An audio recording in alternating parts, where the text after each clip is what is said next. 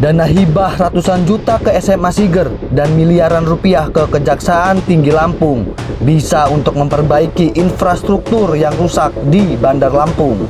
Di saat jalan-jalan di Bandar Lampung berlubang, warga terjatuh di aspal rusak dan petugas kebersihan menunggu honor yang tak kunjung dibayar. Uang rakyat justru mengalir ke tempat yang memunculkan tanda tanya besar.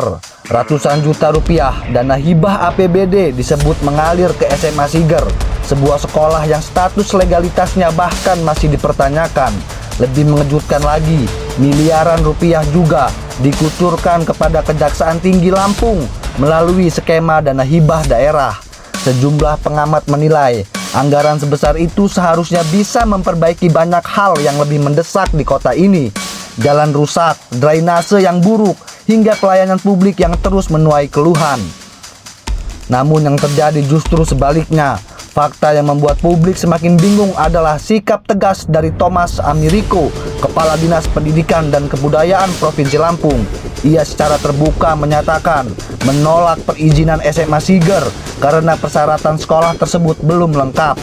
Ya, poin penting adalah saya sampaikan bahwa kami menolak tegas memberikan rekomendasi SMA Siger terkait dengan izin operasionalnya apabila syarat-syaratnya belum dipenuhi.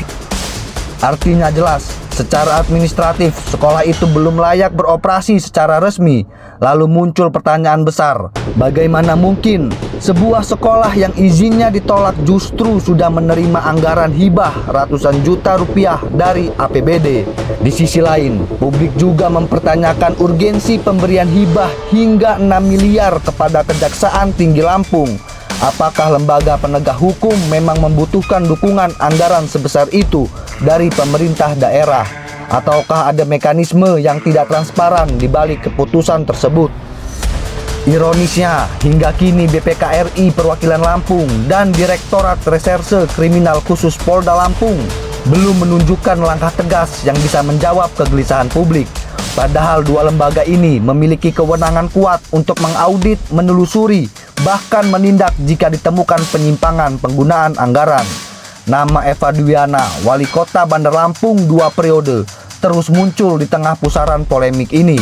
Bagi sebagian masyarakat, persoalan ini bukan lagi sekadar dugaan salah kelola anggaran biasa. Yang terlihat justru seperti pola pemborosan sistematis uang rakyat yang seharusnya membangun kota, tetapi malah tersedot ke pos-pos yang dipertanyakan manfaatnya. Yang membuat publik semakin geram ada satu hal, semua ini seolah berjalan tanpa hambatan. Tidak ada tindak tegas, tidak ada keputusan yang memberi kepastian. Yang terdengar hanya desas-desus tentang backing kuat di balik kebijakan-kebijakan kontroversial. Itu sebuah kekuatan yang membuat banyak pihak memilih diam.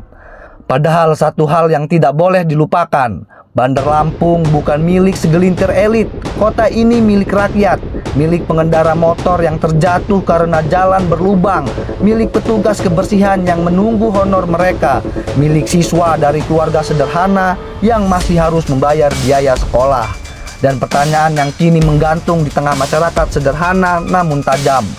Jika uang rakyat sudah dikeluarkan, mengapa transparansi dan keadilan justru tidak pernah terlihat?